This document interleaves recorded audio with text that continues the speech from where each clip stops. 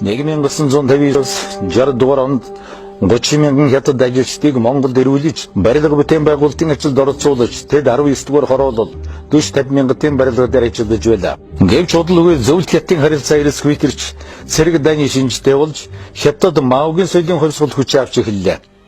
Монгол суурилсан хятадууд Маогийн тэмдгийг нуусаар тарааж, вокзал дээр том зодон гарган, өдөн хатгалгын шинжтэй үеийн дэгдээж, үүнд хятад барилгачдын бүлэг давхар оролцсон ноцтой хэрэгүүд нэг бусудаа гарсан байна. 1963 дугаар оны 1-р сарын 25-наас 29-нд Цэдэн балын зарлан хуралдуулсан Монгол Ардын хувьсгалт мэдээ ургааны 2 дугаар бүгд турал Монгол дон удаан жилээр орогнон суурилсан хятад хүмүүсийг болон барилга дээр ажиллаж байсан хятад ажилчдыг бөөнөр нь яаралтай буцаах шийдвэр гаргасныг дотоодыг хамгаалах хүчнийхэн асар богино хугацаанд гүйцэтгэсэн байна. Хариуд нь хятадын тал манай оюутнуудыг хөн гаргаж улмаар Маогийн соёлын хувьсгалын улаан хамгаалагч нар Бээжинд их Монголын элчин сайдын яамны машиныг онголдуулж, яамны байрыг хүрээлж, цагаан хулгайгаар Монгол зөвлөлтийг байрч доромжилсан үгс хашгирч байлаа.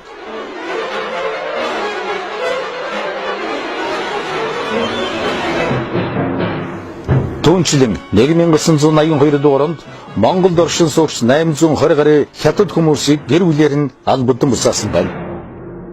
Зөвлөлтийн удирдагч Хрушевын дэмжлэгтэйгээр хятад улс 1959 дугаар оноос цөмийн зэвсэгтэй болох хөтөлбөрөнд хэрэгжүүлж эхэлсэн бөгөөд 1964 дугаар оны 10 дугаар сарын 16-нд манай хэлээс 210 км-ийн зайд орших Шинжааны өөртөн засаг хорны Баянгол аймгийн Лоб нуурын туршилтын талбар дээр анхны цөмийн бөмбөгөнд туршиж хятад Дэлхийн цөмийн зэвсэгт түвшнүүдийн нэгэн болсон олон улсын байдлыг ихээхэн хурцсатгсан байна.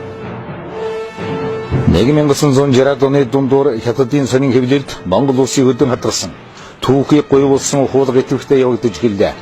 Төрийн тэргүүний хувьд Цэдэн бол цаг тухайд нь хятадын удирдагчдад няцаалт өгч эх орныхон тусгаар тогтнолыг тууштай хамгаалж байлаа. Монголын ард түмэн ямар ч занал хэл сүрдүүлэх давтахгүй бөгөөд эрхчлөөт эх орныхон нэр төр сүр сүлдэд халдахад хөргүүлэхгүй гэдгийг Бээжингийн өдөн хатгагчид хатуу санал зохино. Алдагаан ухамсарлан биднээс уучлалт хүсхийг бүгд наримд хятад улсын дээд удирдлага Мао Цзэдун болон бүгд наримд хятад улсын төрийн зөвлөлийн ерөнхийлөгч Жон Лайнараас хатуу шаардаж байна. Бүгд наримд Монгол Ард улсын сайдрын зөвлөлийн дарга Монгол Ардын хувьсгалт мэдээ ургааны 1-р нарийн бичгийн дарга Армийн дэслэгч генерал Жагин Цэдэн бол 1966 дугаар